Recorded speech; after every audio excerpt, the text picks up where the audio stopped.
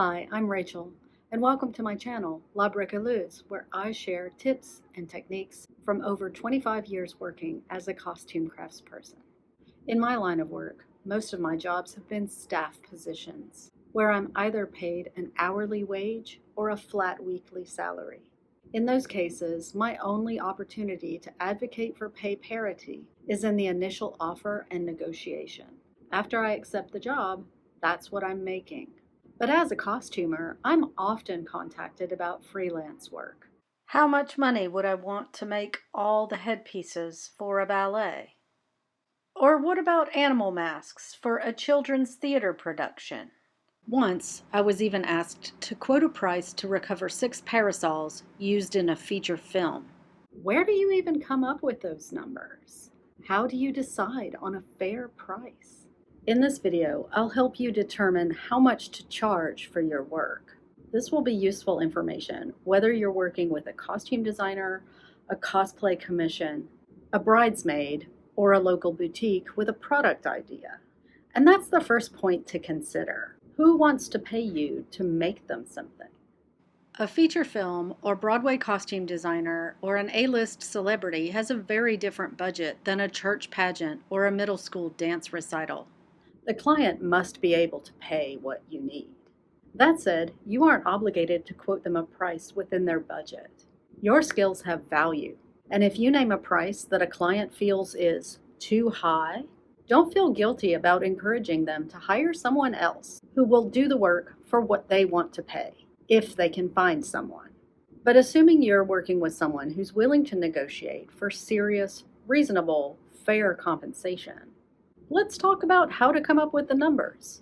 Create a new document file or get a pen and paper because you'll want to make a list of specific details and do some calculations.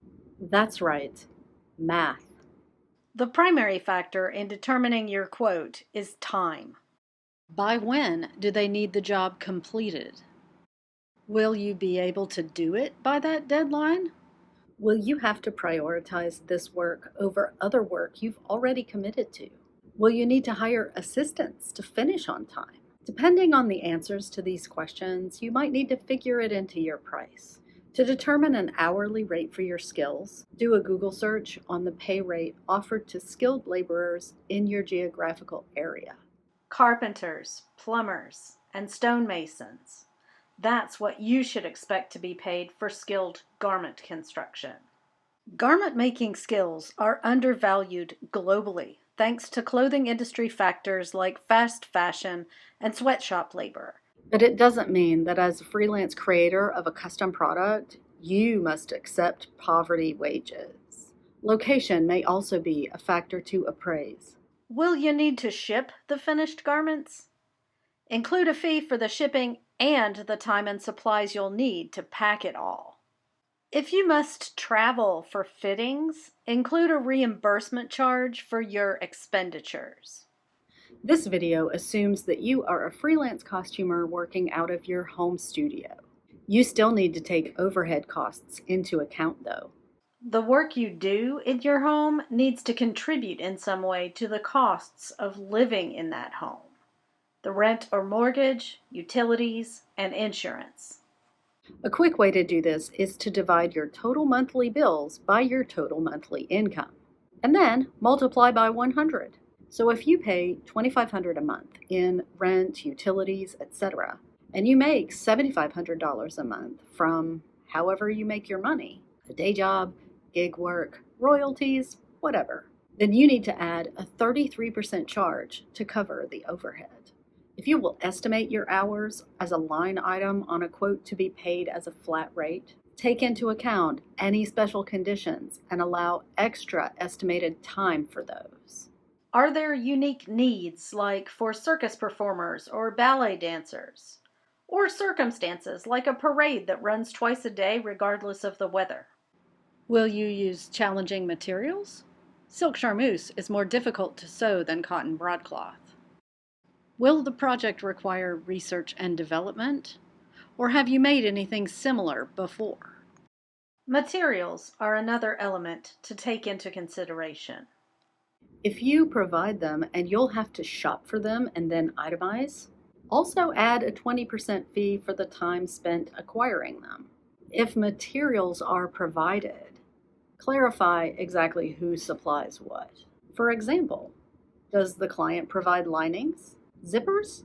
If you furnish any notions like interfacing, thread, or closures, add a 5% fee. When a client wants to know how much you charge per piece for an order of multiples, that's called a piece rate. You calculate that by multiplying your estimated time times your pay rate, plus material expenses and overhead. Equals your per piece price. Protect yourself from unscrupulous clients. Charge a rush fee if they want it faster than a month to delivery. Double or triple the quote.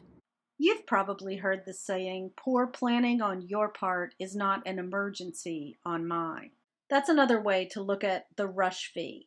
If you'd have to drop everything to do a job by a quick deadline, the client needs to pay extra for that. Charge a sample fee if they want you to make one for approval before they contract you to make several more. Sometimes this kind of inquiry actually means they want you to develop the product by making one, but they secretly plan to get a knockoff shop to make all the rest of the order by copying your piece. This should cover any materials cost, plus whatever amount of labor you think it will take you, times 2. Advise the client of your kill fee and write it into your quote. This protects you from losing money if the job is canceled after you've already started working on it. When someone has a 50% down to start policy, that's essentially a kill fee. If the client bails, you keep that down payment. If you don't want to do the job, is there a rate that would make you want to do the job? I have a colleague who hates alterations, but he was asked for a price to do them for a feature film one weekend. He decided $500 an hour would make him want to do them. They accepted that quote. If you don't have time to calculate a detailed bid, $30 an hour with a 5-hour minimum, plus materials and a 35% overhead fee, is a solid quick quote. Double it if you only have a month to deliver. Multiply it by 4 if you only have a week to deliver. In conclusion, I'm not saying don't make your friend's baby a Halloween costume in exchange for a bottle of wine. If you want to gift a friend or family member with the fruits of your labor, that's a wonderful gesture. But don't underprice yourself on a professional job for a client, company, or corporation.